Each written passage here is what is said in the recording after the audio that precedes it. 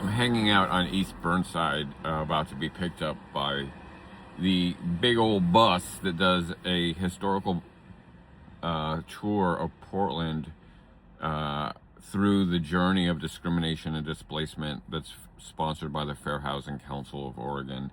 It's a great tour. I'm usually on the whole thing, and it stops by Vanport and the Expo Center that was the Center for Japanese Internment. We look at the displacement of the Albina neighborhood that was redlined and destroyed because it was the black neighborhood. And my section is talking about the murder of Mulugeta Seraw in 1988, an Ethiopian immigrant who was murdered by 3 skinheads. And then we talk about how that plays out in the contemporary world we're in. And it's always hard. I've been doing these tours since 2010, but whenever there's a hate crime like San Diego, it's always really hard to do this.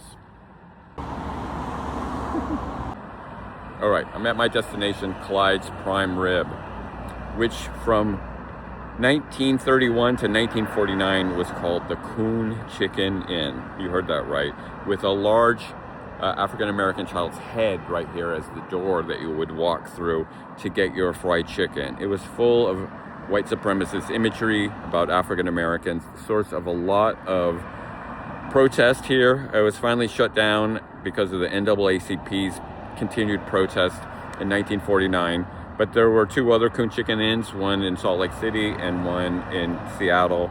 And it's a sign of the normalization of white supremacy, not just in mid-century America, but today we're seeing this white supremacist ideology coming back in the form of hate crimes in San Diego, in the forms of the rolling back of the Civil Rights Voting Act and the Housing Act, and all the civil rights legislation that was passed in the 60s. We're seeing Jim Crow rear its ugly head.